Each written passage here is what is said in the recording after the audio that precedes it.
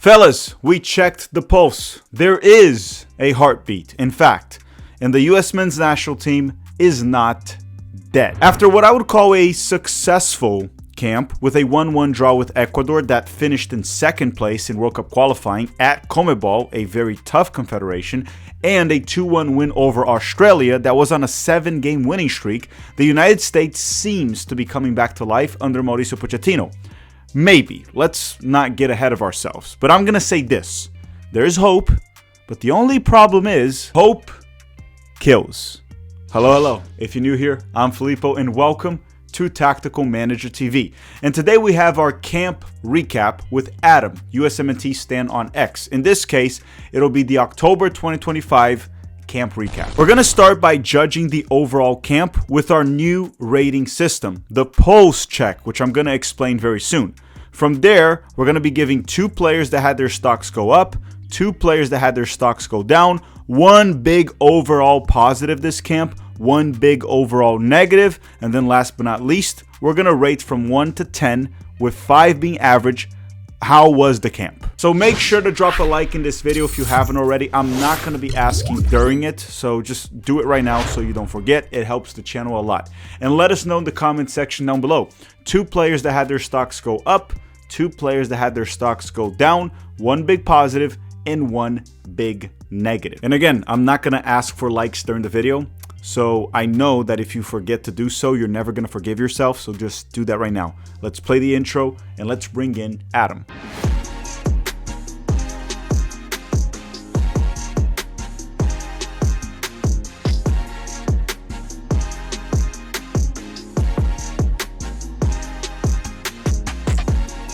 Okay, everyone, another camp is over.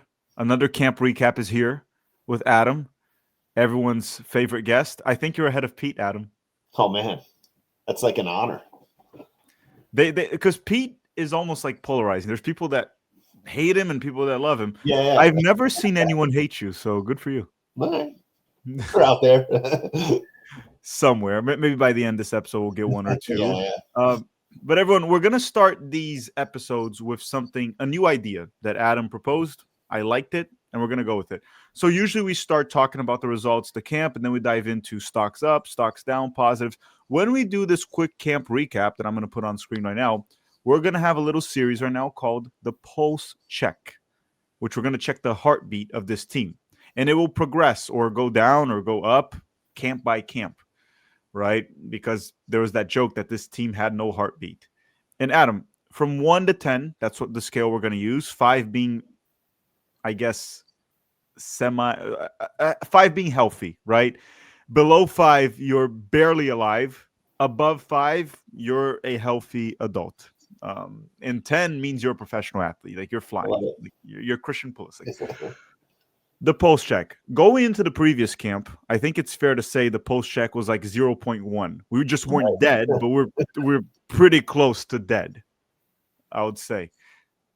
I think the Japan game, even though it was against their second squad and maybe some third, I that still brought it up to probably like a 2 because I think that was a mouth to mouth, right? That was a mouth to mouth. Yeah, that got me. You were breathing a little, right? So that had me at a 2 out of 10, but that's not good, right? It was because it was really bleak there for a while. And then I think it's really important to give that context because when I say where I feel like we're at right now, I think it's important to know where we've been because we haven't done it before, right? So we were at we were at a 2, right? We were on life support coming out of the Copa. Pochettino was like a little bit of CPR. We died again. They shocked us back to life a little bit there. The U.S. men's national team is pretty much like the last 2 U.S. presidents. They're like almost dying. Yeah. The pulse just ain't there. So I'll say this: my pulse check right now is at a 4. But listen, that's growth. I can't go from a 2 to a 7, right? Maybe some people are more optimistic right now.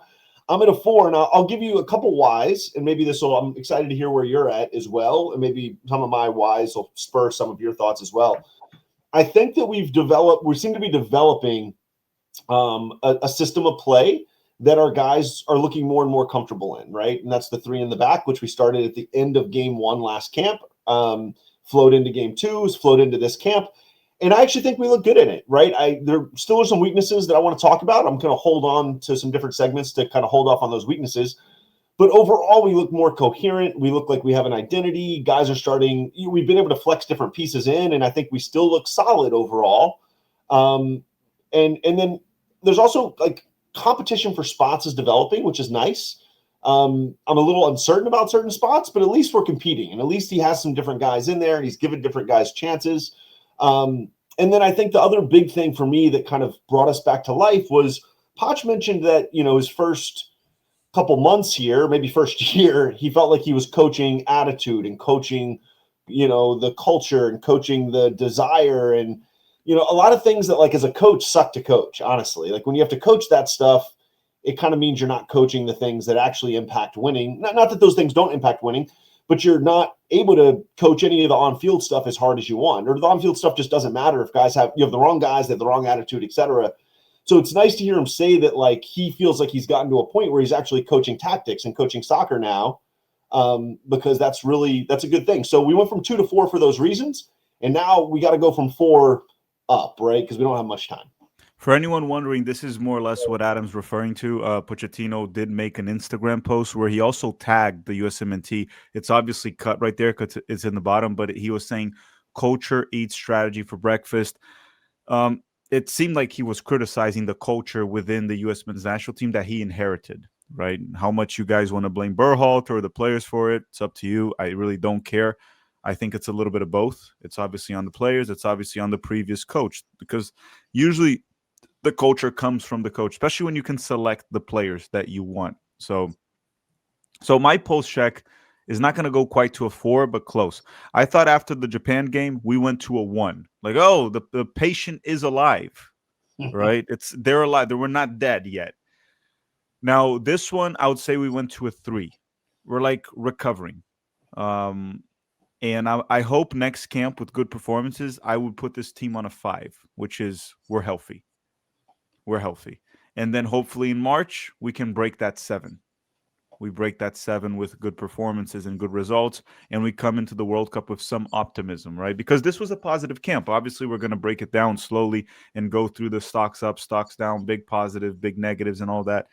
But it was a camp that we haven't felt this way in a long time. It wasn't perfect. I'll be honest. It wasn't perfect. It probably never will be perfect, but it was. I mean, me and Pete were even like talking about this. Like, there weren't really many negatives. And even when we talked before the episode, the stocks down, it's even hard to find stocks down. It was mostly stocks up. But overall, again, the performances itself were fine. I thought we played well against Ecuador. I thought Australia, we were a bit shaky. And we'll dive into that in the negatives and positives, especially defense. I thought the defense was a bit of a problem throughout this camp. But overall, I also learned that Australia lost a war to birds in 1932, the Great Emu War. I don't know if you heard about that. It's incredible. You should look it up. I learned about it in my live stream, and I was fascinated by it. It's like, how did the Australian army or military with machine guns lose a war to like 20,000 birds? You can just like, I don't know, man, but they lost. And for a nation that I thought that was very tough because they can fight kangaroos, I'm sorry, I really want to go and visit, but I kind of lost a little respect for them when you lose a war to birds. While we were fighting the Great Depression and going to World War II, they were fighting birds and they lost. Hey, listen, you gotta start somewhere. I have one more pulse check thing, right? And it's this. It's like you made that point, right? It really didn't feel like anyone, not a ton of players were like underperforming in a massive way. And you actually had a number of players who were overperforming, but even stocks up, like there were a bunch of guys who I'm like, oh, he had a nice camp,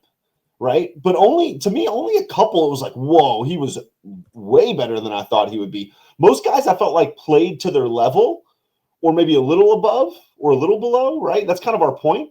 But to be honest, that's what great teams do, right, Tack? And like, we'll see on Poch, TBD, and I've got some thoughts on Poch and where he's at, but like, that is what great managers do. They get you to kind of play to your level, and they get teams to play coherently and in a way where you're not overly reliant on one star. And it's like, when you think about some good performances, it's not always like, man, those two guys were amazing. A lot of times it's like, man, that team was just clinical. Like when we play like well-rounded teams, I'm like, gosh, that team was just clinical. It didn't feel like anyone was like a one-man show. And so to me, that's the sign of progress and growth as well, because I don't think we can be a one-man show. This team just isn't built like that. And to your point, even when we lost Pulisic, which is always a major loss, that's our best player, the team actually started playing better, surprisingly. Now, I didn't say, I made this clear in the stream. It's like we didn't play better because Pulisic left. I thought it was a coincidence more than like because he left. But the fact that we didn't drop our level without him is actually great. It makes it look more like we're a team instead of just a bunch of individuals that rely on one guy, a messiah, to save this team, which was Pulisic in the case. But let's start with stocks up. Let's start with stocks up. And usually we go with two players that had their stocks go up. I'll do this. I'll go first and you'll go first on the stocks down. So I'll go with one, you go with one, and we'll go this way. I think, and I'm just going to go with this guy right away. And please, guys, hear me out, because I'm not going to be a prisoner of the moment. I'm not going to overhype one performance, but I think Roldan stock went up. And let me explain to you why. I still think that if he plays in the World Cup, I think he'll look out of his depth. I still saw a lot of things in his game that just weren't good enough. He wasn't good in the first 30 minutes of the game. He was at fault for the goal we conceded.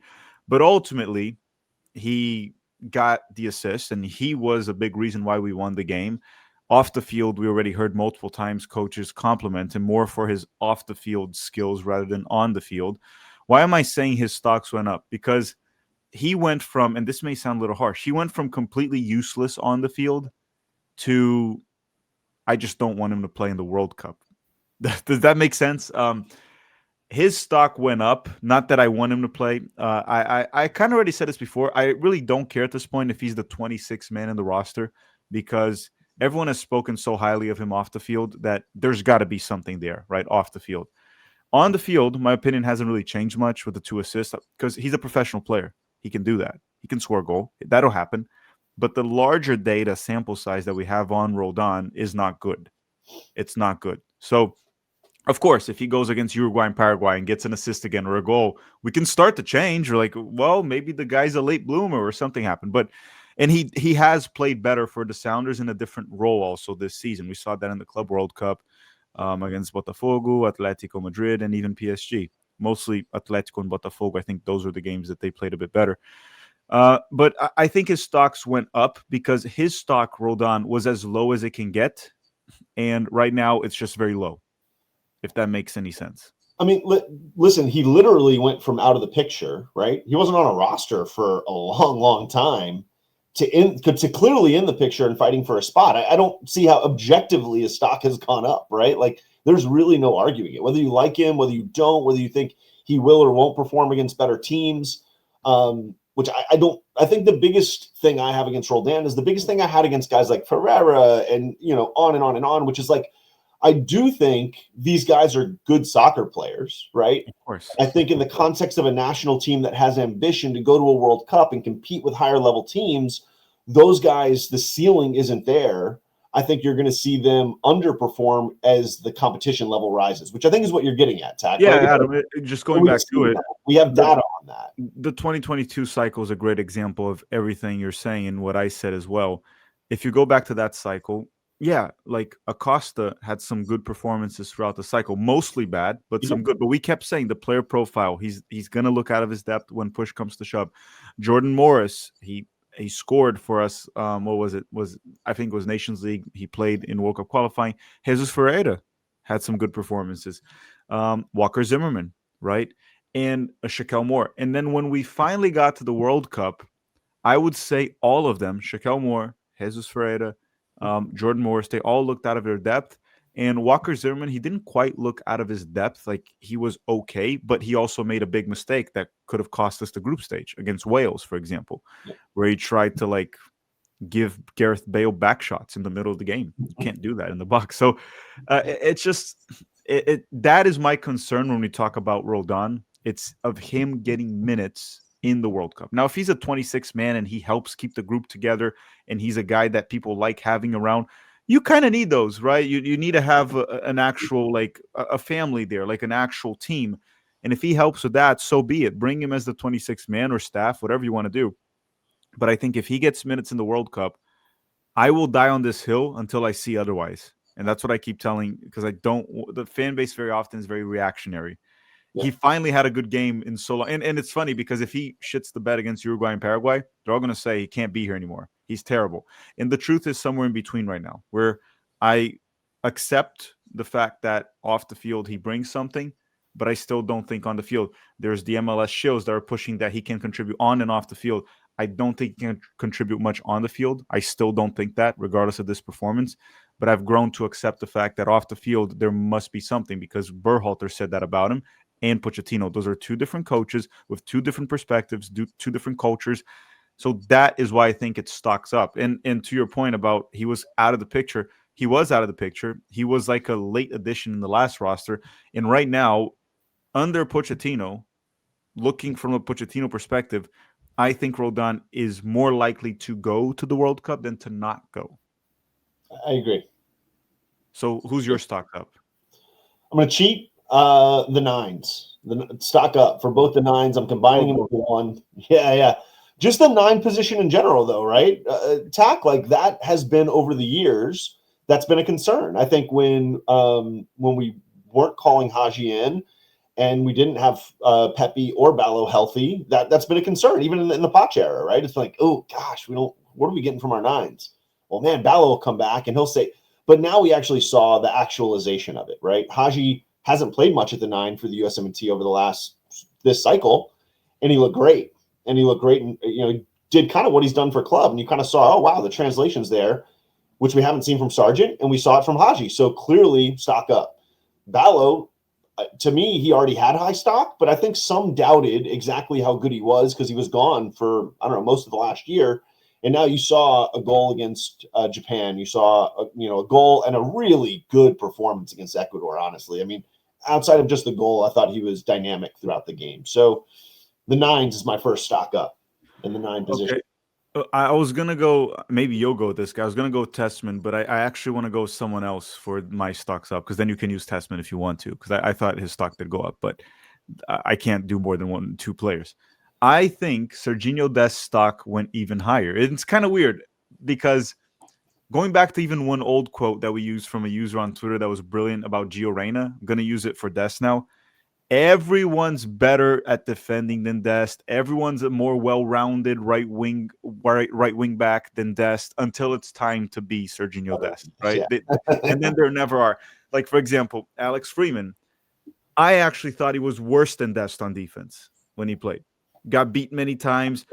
It's just like, so if you cannot, because on offense, there is no wingback, even Weah when he plays there. None of them can combine like Dest, beat a man like Dest, find a quick 1-2, hit a long shot like Sergino Dest. So on offense, he's our best wingback. Better than A-Rob, better than Weah on offense, right? A-Rob would be the one that's more complete, because A-Rob is actually a tremendous defender when you need him to be. So, but again, when you look at that, why am I saying his stock went up? Because a lot of people are going to say his stock couldn't have gone up. He was already a star. No one was saying Freeman should start over him. No, but I've heard many times throughout the years that Scally or even Freeman sometimes, in certain situations when you need to defend, you heard that too, right? You need to defend, you put Scally or that. Like, it's like, no, you don't, because of how vital Sergino Dest will be for our offense going forward. Right. I could even put this on screen if everyone wants to. For example, last game, the Ecuador one's a bit similar, but not the same. But we've been playing in a 3-4-2-1 where we don't have wingers, right? So Pulisic, for example, and McKennie were tucked inside, or Luna, or whoever's playing there, Tillman. And the width comes from the wing backs, right? That increases the importance of having a wing back that is actually good in the final third. And we saw that with Alex Freeman in the first half, where he was killing most of our offense. Can't combine in tight spaces, can't beat his man. And again, at a World Cup level, it only gets harder. So Gino Dest can do all of that. So if you're going to play the system where the width comes from the wing backs, which I like, by the way, that to me, it's a positive. I'm not criticizing the system, just to make that clear. Sergino Dest will be vital. Everything they try to pretend Arfston is, like, oh, he can beat his man, he's good on offense. Like, Sergino Dest is actually good at all of that. Not just good, he is our best on all of that. So I think his stocks went even higher. because it's not that he's just a starter. If there was any doubt, it's just that he's been kind of out of the picture because of an injury, the ACL injury for a while. He is actually one of the vital players. And there's a few guys in the USMNT that I see as vital. I see Richards as vital. I see Balogun as vital. I see Pulisic as a vital player. I see A-Rob and Dest also. Outside of that, I see most players as replaceable by the next guy in line. I don't think it's like the end of the world, like McKennie, Tillman, even Tyler Adams. I think he is replaceable. Just not the same characteristics. But I think Dest falls in that category where he is a player that if we don't have in the World Cup, it's not really replaceable. And you kind of have to adjust or adapt. I'll give you my one minute on Dest. I think in soccer, there's something, I call it like connective relationships, right? And if you look around the soccer field, right, your right back and your left winger don't have a massive connective relationship. That's one of the least connective relationships on the field, right? Like how the right back plays doesn't impact the left winger nearly as much as how the left back plays, right? Or how the left-sided midfielder plays, or how the striker plays. And here's what if you really watch Dest closely, what you notice is when he's on the field, the connective relationship he has on the right side, it seems like everyone plays better when he's on the field. And it's because he's just more competent in possession, like quicker touches, gets on turns faster, just can play balls that, honestly, the other right backs, including Scally, don't play.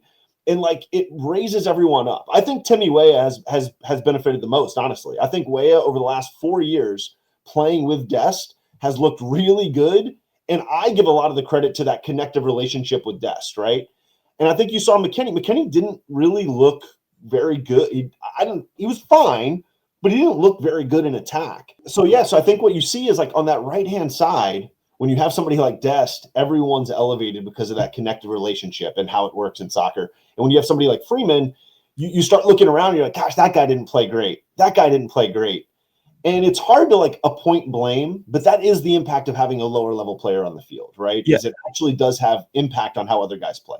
I even want to show this. This is what I was talking about so people can visualize it. In possession, we looked very often like this. Obviously, it's fluid, and you're going to see players pushing one way or another. We even saw Roldan push high up the field more often, and who was it again? James Sands stay back. Right. But what we meant about the width is these are the wing backs, right? And in possession, they push high up the field, and this would be like Pulisic and McKennie or Pulisic and Tillman central. If you have wing backs that can combine, the 10s, the 2 10s, the double 10s you're playing can get closer. They can combine a 1-2 to go down for a cross.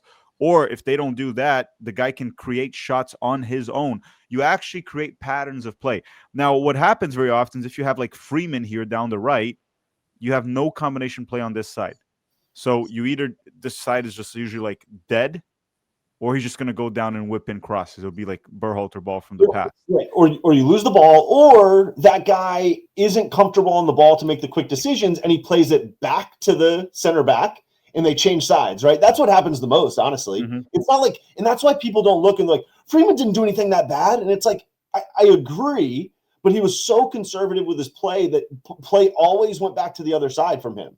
It very rarely progressed through him, right? And that's what good players progress the ball up the field through them, not every time, but enough that you're like, okay, good, you brought it. So the whole game of soccer is like, can you get the ball from the back to the front in effective and dangerous ways that create opportunities for players to make plays, right? And what we saw in the Berhalter era is that trimming of the edges over and over and over again, right? And there just was no competence to get it into the middle and move it up into dangerous space. And to me, that's what a guy like Freeman right now, I expect more out of him. From what I've heard, I'm also dangerous attacker. Like, I just don't see it. Also, if you have Dest out wide, like, for example, Freeman, the opponent will do their scouting, obviously, and they'll know he's not much of a threat, right? On a 1v1 or anything, he won't really do much. Yeah. So what you do is you don't have to really double team him. You just kind of put one guy. Well, if you have Dest, you might need coverage, and all of a sudden you have 2 guys there. Correct. That means Dest can maybe find a Pulisic. He can find a Tillman. It creates space for other guys to be productive.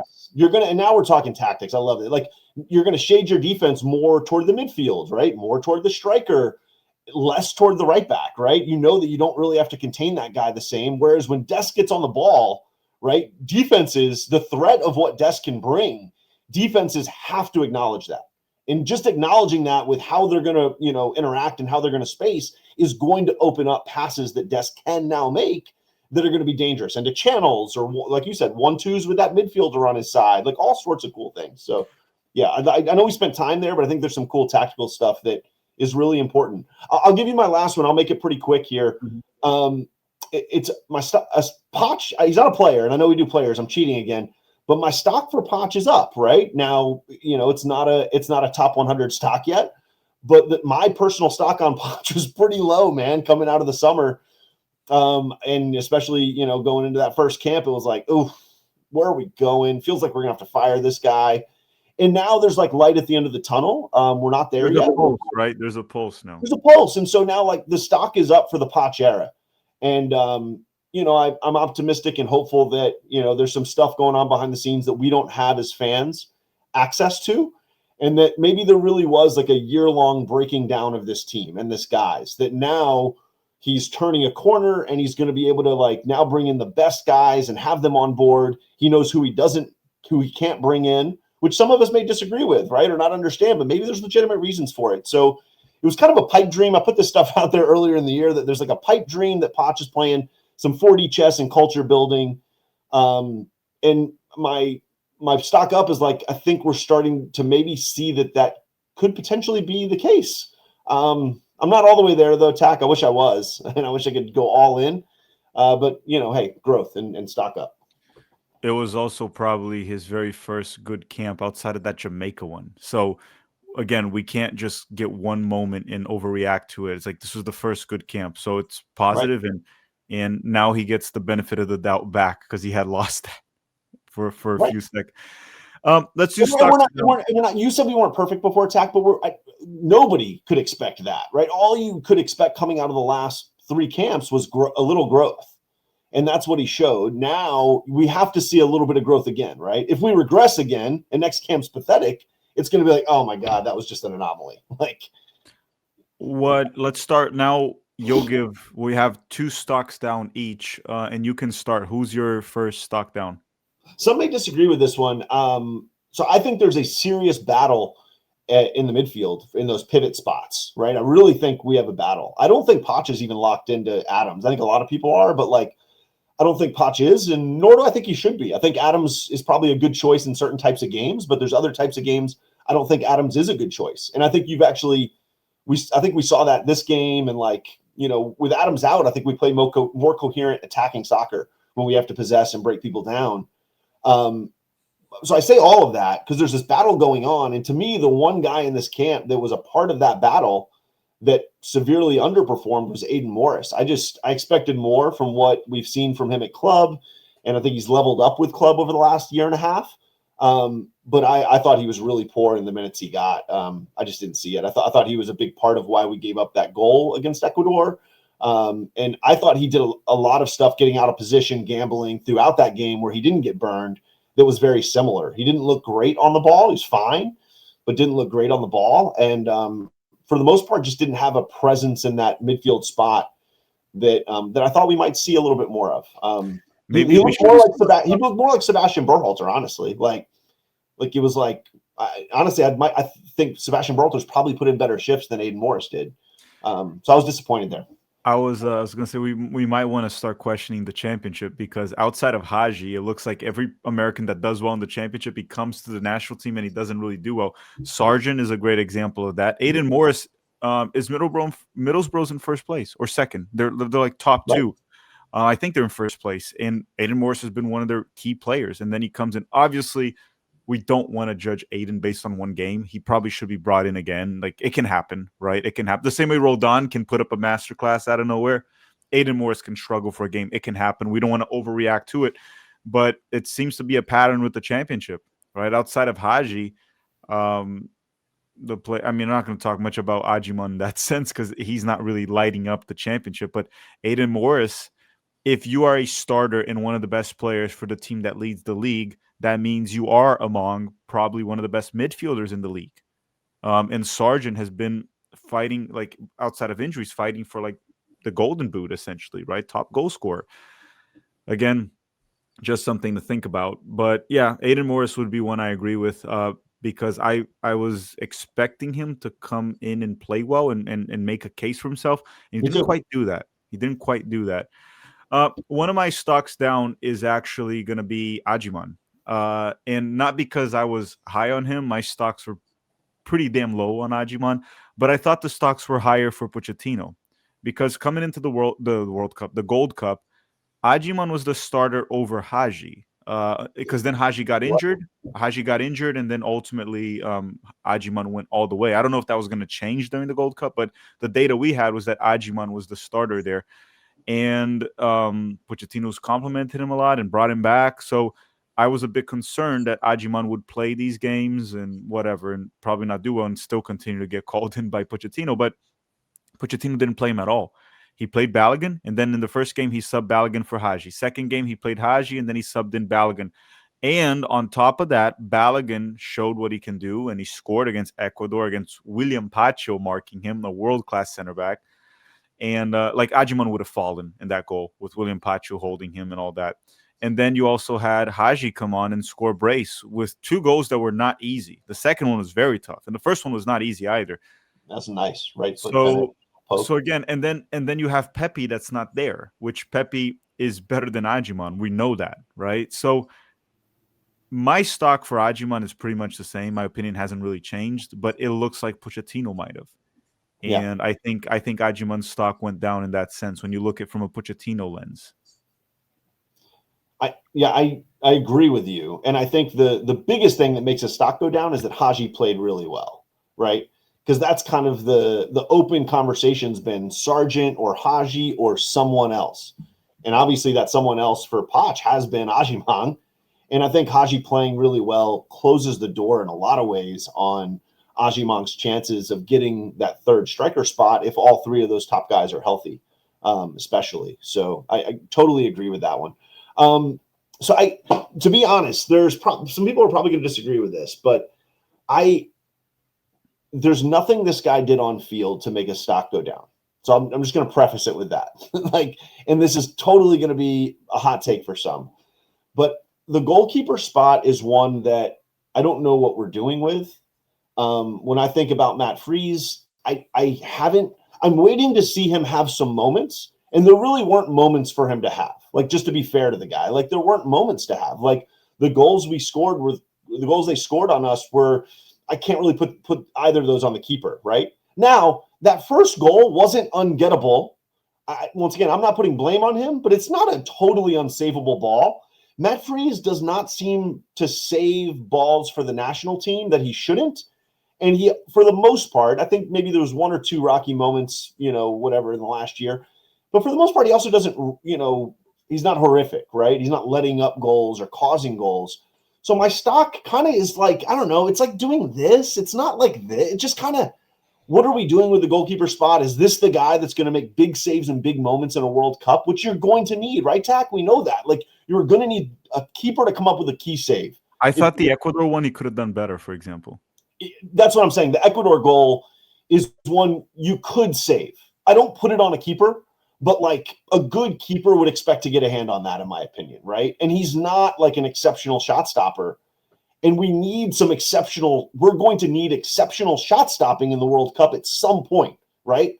Because games are on the margins, right? You lose 2-1, and the margin was the keeper didn't make that save that would have been miraculous, but somebody makes that, right? We've seen our keepers for years give us those saves, and it's probably why we've overachieved, right? We would have lost to Belgium like by 5 goals in 2014. Right. That's like the most obvious one, but there's so many others too. Friedel, Keller, like those guys came up with big saves and big moments in big games. Do I feel confident that Matt Freese is going to do that? Coming into this camp, I didn't, and heading out of the camp, it's like continuing to decline. So, and I feel like he's kind of the guy right now, and I don't feel like he's going to mess up enough to like not be the guy. But it's really worrying to me, and my stock continues to go down because I don't see the positive there. I don't know. But hopefully, he proves us wrong. The only thing with him that's very clutch is like penalty shootouts. That's one thing. Yeah. I remember the penalty. That's like his moment, right? But even New York City FC got a penalty the other. Like he clearly can do that. But nice. You're right. It's not a goalkeeper that you're you're overly confident on, where you're like, oh, if our defense messes up, he's got our back. It's more of like our defense better not mess up, so he's not tested enough. Because if he's not tested enough, he'll do fine. But if you test him enough, he's one of those that when it bends, it might break.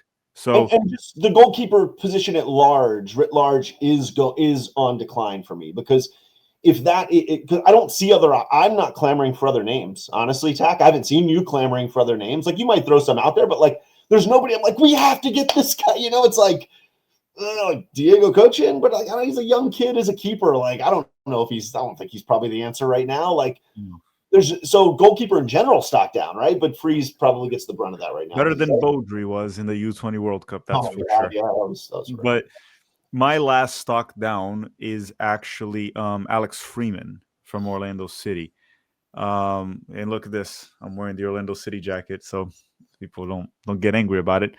My thing with Alex Freeman is I don't know what happened between Pochettino and Joe Scally. I don't know. But if the World Cup was today, there's no doubt in my mind that Joe Scally is a better player on both ends. He's more reliable on defense, gets beat less. He's more used to playing these players, right? He plays in the Bundesliga, has faced great opposition. And going forward, it might not be that big of a difference. I think they're more or less like not very useful in the final third. Like Scally occasionally gets assists. Freeman also scores in MLS, gets us. That can happen. But they're not great going forward, in my opinion. I know some Orlando City fans will disagree because they say, oh, Alex Freeman's been effective in MLS when he goes forward. Yeah, but we're seeing it with the national team, and he's not, right? It's pretty evident, right? When he requires a combination play or ability in tight spaces, it's just not there. Even with Orlando, it's just not there. So to me, Scally's just a better player, clearly. Now, what did he do to Pochettino? Like, was it something that bad? That's something we don't have the information, so it's kind of hard to speculate. But if it was the whole golf cart donuts thing that people are speculating or talking about, it probably has reached the point where Pochettino should likely talk to Scally and just like, listen, I'm not going to tolerate that bullshit again, blah, blah, blah, whatever it was. And I'm going to give you another shot, make the best out of it, and we'll see. We'll go from there. Because I'm sorry, like there are two players, for example, especially the backup fullbacks.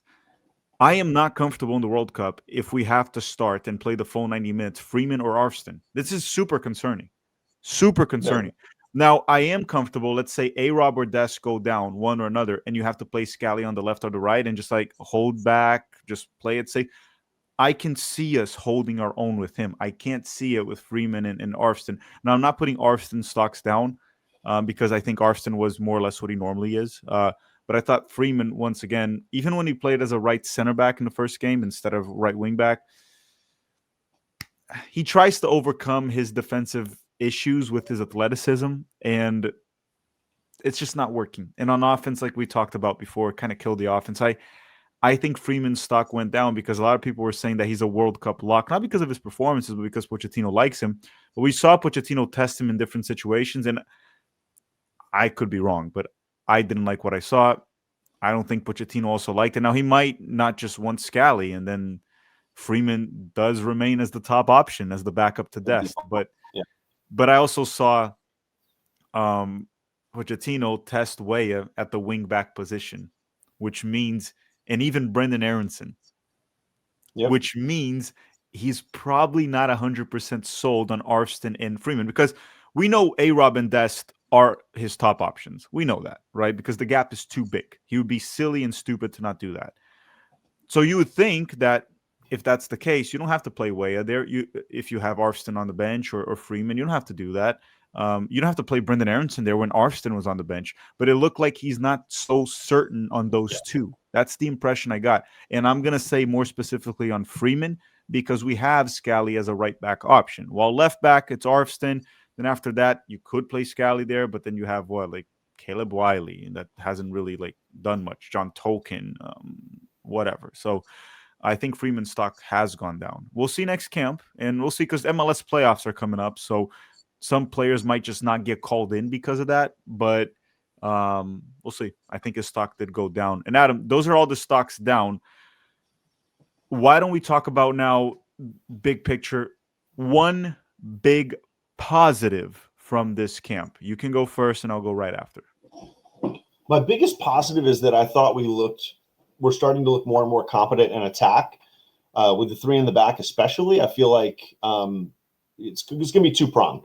We're competent in attack, and I feel like the team and probably the manager is impacting that, is like solving problems on the fly, right? One of my biggest issues with USMNT soccer in the Berhalter era especially was we didn't really solve issues on the fly, right? I thought the beginning of the Australia game was atrocious. It was like it looked like old school USMNT against the block, right? It was like, we're toothless, we're possessing but doing nothing.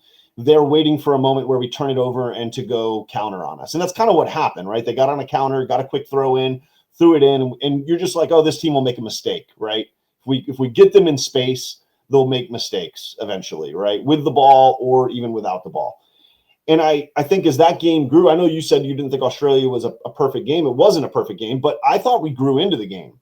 And I thought the second half of the first half, I was much more comfortable with how we were playing and starting to like figure things out. And then I thought coming out of half, we looked totally different. And we were able to really start to get some chance creation going. So like, I love the fact that we seem to be making in-game adjustments. Our halftime adjustments over the last 3 games seem to be stellar, right? We're not getting out-coached in a way that they're coming out after half and it's like, oh my God, we made the wrong adjustment, or they adjusted against us and we can't handle it. And that's positive because in tournament play, right, in a World Cup scenario, so much of the game is how you adjust on the fly, right? A team comes out with some tactical wrinkles you didn't expect. Can you figure it out on the fly? Can you get messages to your team on the field to make adjustments to positioning on the fly as a coach, right? And then at halftime, can you win that chess game manager to manager to make sure that you're making the adjustments and countering their adjustments effectively? So can you, and then there's some other just cool tactical stuff I'm seeing. Can you bring that field back up? I had one thing. Oh, I deleted it. Oh, it's all right. So there's one I thought really cool thing we were doing, right? Which it was kind of a wingback dual 10 relationship. And I saw it, I don't know, 5 or 6 times where as the ball was being played from one side of the field back to the other, right? Usually I think the pass back to Richards was the trigger. You would see the dual 10 would come hard into space, hard into like the pocket to kind of give that line breaking pass option if it was there, right?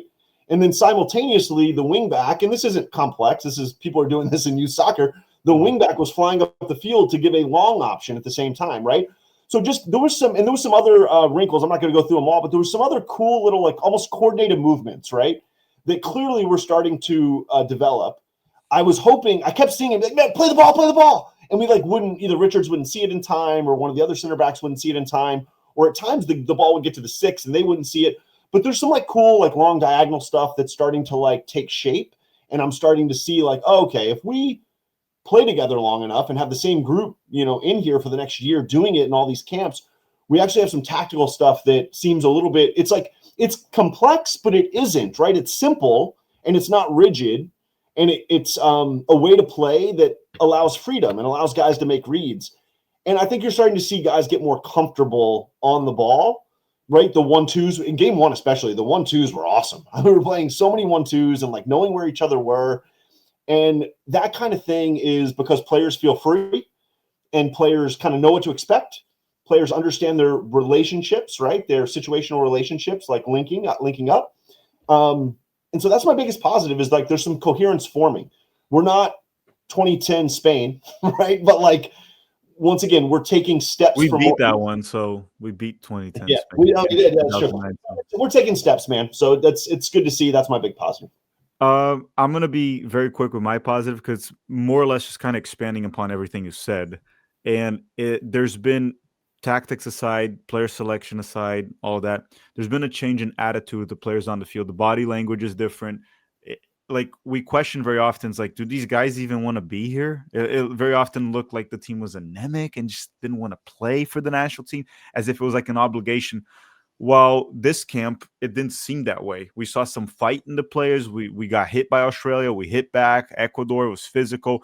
Players were after. We were down 1-0 and they were chasing the result, right? Because very often in the past, we would go down a goal and the players like, oh, Switzerland, right? Oh, whatever. Or even against South Korea a month ago, it's like, oh, we're down. And then 2-0 and they just completely outplay you.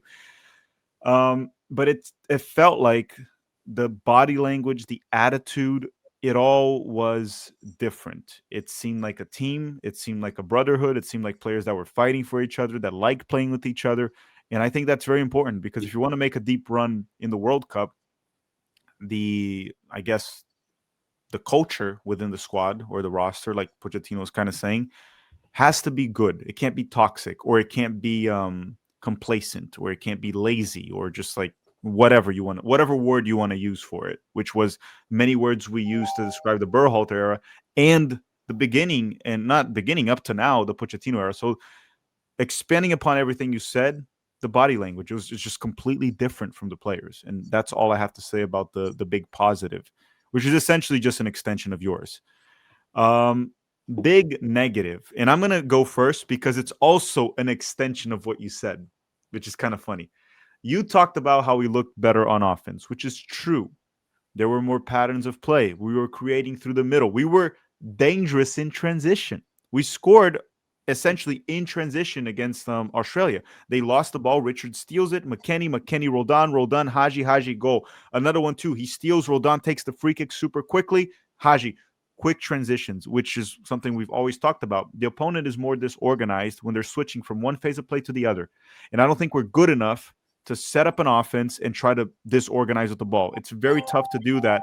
And I don't think we specifically are good enough for that. So my big negative then is not about the offense, because the funny part is we conceded against teams that are not meant to score. Ecuador and Australia don't score much.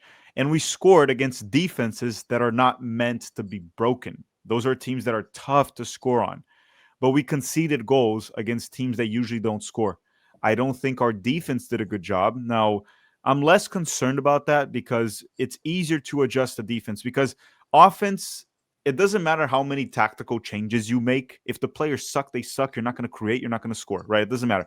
Defense, if you don't have the best defenders, which I think we have good enough defenders, but if you have decent defenders, through chemistry, tactics, positioning, the way you set up, the way the players are positioned in possession, on the ball, off the ball, you can adjust and be a tough team to break down. So I'm not too concerned about that, but it's definitely something to adjust, right? It's not going to fix itself. That's my point. The defense was not good enough. And in the World Cup, if we want to make a deep run, even quarterfinals, right? At some point, probably even earlier than like the quarterfinals, we're going to be the underdogs of the game, the clear underdogs. And if you don't have a strong defense as an underdog, you will not go through. It just won't happen. Yep. So that has to be adjusted. I'm sure Pochettino didn't like, because it felt like the goals we scored were well-created plays, while the goals we conceded were silly. It was like one mistake, and then Ener Valencia sprints through Richards. The other one's like a throw-in that the ball's like bouncing around. Sands can't hit it. Roldan falls on his ass, and they score. It was like we conceded silly goals, while the goals we scored, it felt like we really had to work for it. It was like a nice, well set. We didn't get lucky, which is a good thing, but the defense has to be fixed. Yeah, ideally in soccer, you want goals that people really have to earn, and you're like, okay, if we're going to give that up. Right, like if we're going to give that goal up, you want to feel like if we're going to give that goal up, we're going to be all right, because that was a well hit shot, or like, some really special 1v1 play that's like, okay, they have that guy, but like you don't want to be giving up the ones that's like, here you go, here's a chance, you guys want a chance, I'll lunge, we'll have no spacing, no coverage, and our center back's on an island, right? I had this exact same. I don't need to go too much more into it. I had the exact same big negative, because defensively we still look leaky. We look like a leaky ship, and I'd like to see us tighten up. I'd like to see us get a clean sheet, against a good opponent. I know we did against Japan, but I'd like to see it a little bit more often against some of these opponents, because even last cycle, while a lot of things were significantly worse, I actually thought we had pretty good. I thought we had a pretty good defensive structure, and we were pretty hard to score on a lot of the time last cycle. But this is like a part of the process, Tack, right? Like, it feels like our offensive attack has grown. Feels like now the defense, we need to figure out how. It's really a back five now. I would say it's the back three center backs, and it's your two pivots that are often involved in the first layer of defense, like when they counter us and even through the middle of the field. And there's a lot of leakiness in that middle of the park. We need Richards to be better in 1v1s too. Like he had, there's 4 1v1s I can think of he got beat on. Now 2 are goals. My concern with the back 3 right now is in possession, which makes sense. 2 of the center backs, they push very wide and even a little bit higher up the field to create space. That's fine. The problem is for Richards to not be exposed and for our defense to be a little bit more solid. When we're defending, it has to be kind of compact and a bit more narrow. Yeah. And it's essentially how we adjust to this switch in phases of play and adjust and play it safe. Now, obviously, the goal against Australia was just that wasn't even like a tactical mistake. It was just like the opportunity only happens because Sands toe pokes a ball like literally into a place you would want to like put a ball for a guy to run on toward the 18. And the guy who threw it in just like runs on. It's like, oh, nice, good through ball. And then he's in and has space. And if you look, I tweeted, if you guys, just to plug my X account, you guys go check it out. I tweeted a picture of the moment where he's like triple teamed. The Australian guy looks triple teamed. And it's like, how does he score there? And it's like, oh, Roldan fell. Richards lunged. He totally didn't need a lunge. He could have just stayed with him. It would have been fine. Richards lunge, and all of a sudden the guy like is in and through 2 guys. So to your point, I have it here. Yeah, that's the kind of stuff. Like, how does a guy score right there? It doesn't even look possible, But like, Roldan is about to fall, and Richards is out of the play because you can see he can lunge right there. His leg is extended out. So anyway, we got to be better in some of these kind of like crucial, high stakes moments. We either need a better 1v1 defending when we need it, or, honestly, more likely we just need to be better, more tactically sound in the back where we're not leaving guys on islands. Last but not least, this is not the pulse check, right? This is a different one. Rate this specific camp from 1 to 10, 5 being average. The past few have been below 5. So, but this one has to be above 5, right? I'm giving this camp an 8 because I thought the performances were encouraging. The results itself were also good. You beat Australia. That was on a 7-game winning streak. You tied Ecuador. That's a team that is not easy to beat. They only lost to Brazil and Argentina in World Cup qualifying, only 2 games. And there was away also, right? And we tied Ecuador, and we could have won that game. Pochettino it seems like the culture is changing. Obviously, all of this could change next camp if we play like complete dog shit, right? This camp could have been an anomaly. We're going to find out very soon in November. But right now, at this time, looking at this camp, I'm going to give it an 8. Yeah. You can't see that, but on my notes, I had it 8 out of 10. And I think it's a totally fair score. I actually think most people would agree, right? If you're really judging this camp in context of where the USMNT has been, it certainly wasn't a 10 out of 10. We didn't blow 2 opponents out and start to just look stunning, but like it's massive growth, right? And at this point, any growth has to be rated at an 8 or above, because that's what we need to see now. Tack is we need to see step, right? We don't have much more. What would you say was missing for a 10? I have 2 things that I can mention if you want. Sure. What was missing for a 10 is what we just said with the big negative, right? Defense. Which is like defense, absolutely. And I think 2 wins also. The winning does matter. Yeah. Yeah, correct. And like, honestly, against Australia, like you can win. We've won games like that 4-1, right? And been like, whoa, like we really popped and figured it out. Like through the years, we've won games against that kind of opponent bigger, and we could have looked even better, right? Throughout the whole course of the game. So yeah, I mean, I don't know. It's not a 10 is like, you'll know that when you feel it, right? Like you'll know a 10 when you feel it. Yeah, I think like in March, we were supposed to play Portugal and another team. You come into that camp and you pull 2 big results, like a draw win or 2 wins, and your defense is looking solid. It's like, there you go. There's your 10.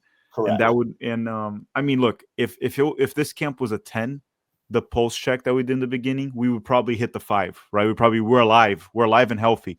Oh yeah. And it was a very good camp because an 8 rating, I mean, just probably the highest rating we've given this team in like 2 to 3 years. Like, yeah, I don't. We weren't here for Jamaica. Yeah, that goal, Gold Cup maybe.